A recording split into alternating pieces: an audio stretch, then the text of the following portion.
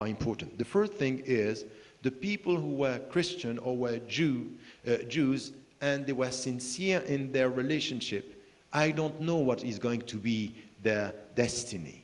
Then they were sincere in something which was the Islam of that time. For today, what is the position that you can have? And some are saying, be careful. They are perceived as people who are denying the last truth and the last revelation, so they cannot be saved. And other scholars are saying, be careful. Mind you, here we are talking about people knowing the religion and rejecting it, and others saying, no, it's all about sincerity. So on this, why am I saying this in that way? We don't have one single answer coming from scholars. And some are judging now because they think that the verses are clear-cut, and others are saying, no, it's broader than that. It's all about sincerity. It's the way you are with God. And as for myself, when I was asked about Mother Teresa, is she in paradise or not? Is she going to paradise? I said, you know, the only answer that is coming from all these texts, it's not of my business. Wallahu a'lam. Allahu a'lam means God knows best.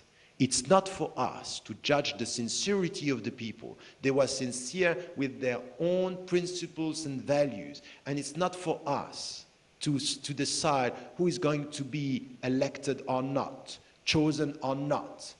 Because yes, as a Muslim, I believe, and any one of us in a specific religious tradition is believing that his or her tradition is the right one. And we think that this is the way for me to be saved. But what is going to be the future and the destiny of people who are sincere and committed with their own religion, their own principles, and they were trying to do the best as to their behavior, as to the way they were serving humanity? The only right answer, according to my understanding, which is not coming from a personal take, is not new, is what we got in every single word, which is coming from the fuqaha, who are the jurists, is saying, Allahu a'lam. God knows best. It's not my duty. And the second part of my answer to this young Muslim was to tell him, you know what? You are asking me about Mother Teresa, about Christian people, and you're asking me where they are. I am telling you, God knows best. But what is my main concern and my main question is that I don't know where I'm going to be myself. I don't know. So why should I ask about the others? God knows best. About myself, I'm just trying, and this is my responsibility, is to do the best. Why is it important also here to add this dimension in our conclusion? Is that the concept of salvation is coming from very old, the idea of salvation, is coming from this concept of human being. The qualification of his or her dimensions and what constitutes her or him. And then this perception that its commitment is accountability and is humility. And at the end, by understanding what it takes for you, what you can hope, which is to be forgiven, to be accepted, to go beyond your status, knowing that with what you are and who you are, it couldn't be easy to be saved because you know all your weaknesses. It's through the mercy of God that this is going to happen. And then His mercy towards humanity should push you to say, as to the destiny of the other, that you don't know, which is part of something which was the qualification from the beginning and the quality from the beginning, which was humility. Don't judge as to the hereafter. You only have to judge the behavior and never the being. And this is something which is quite important. It's not for human beings to judge the beings. Human beings are judging behavior and actions. As to the beings, this is God's specific work and business. It's not of our business. It's not something that we can do as a Muslim. And then last thing which is also important in this is what can we hope? Of course, as all the monotheistic tradition, salvation is connected to something which is important in the Islamic tradition, which is paradise, which is to be welcome in a state of inner peace, in the hereafter, close to God, in this realm of bounty and peace, while the other destiny is hell, and all this dimension, all the images that we have in the Quran talking about this. But this is not the highest thing.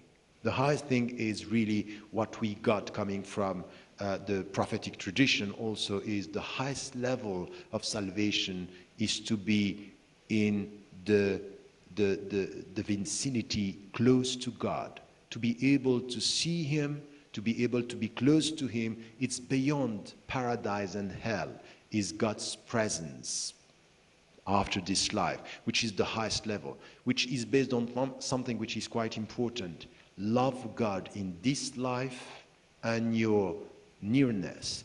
The fact that you will be close to him the hereafter is the translation, the spiritual translation of your love of God in this life. So it's about educating yourself to love him more, to go beyond paradise, to be close to him in his love.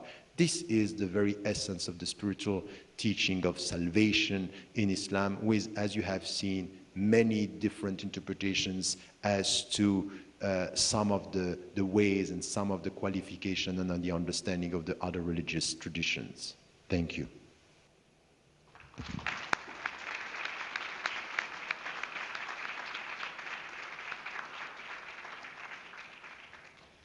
Thank you. Thank you, Professor Ramadan. Can you hear me? Yes, I can hear you. Thank you for such a wonderfully rich presentation. We look forward to reading the paper in the edited volume. And now I would like to invite the presenters to come up and ask questions. We have very limited time, so please keep it brief.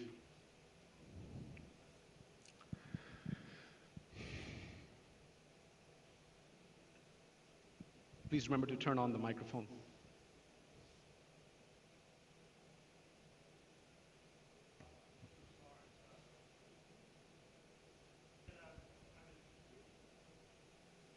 I can't hear you. Maybe you're not speaking. Yes, there I am. Yes, Bruce Lawrence from Duke University.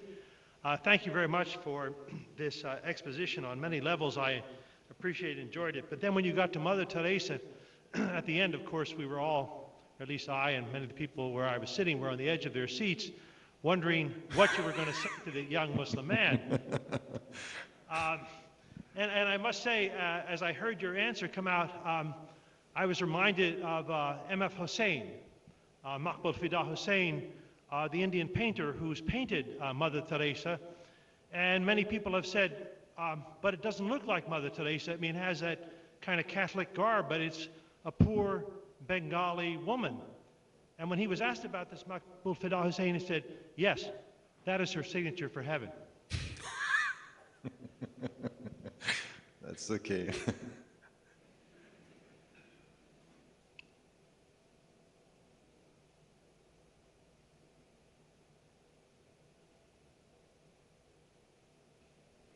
I can't hear you.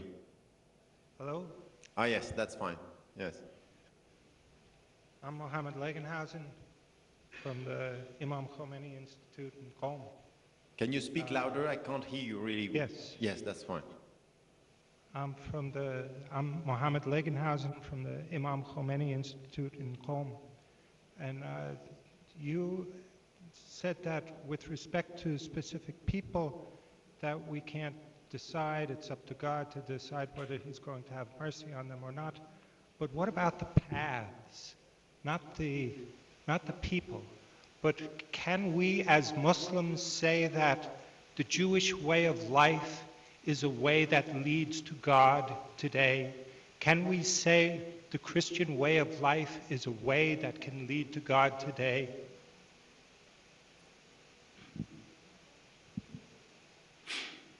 You're asking me, you know, I think that if we understand when it comes to the monotheistic traditions that, for example, the very starting point, min ahl al-kitab, they are people of the book. Yes, of course. We may disagree with some of the principles or the practices or even the essence of the religious teachings. For example, it's quite clear that we disagree on Trinity. And we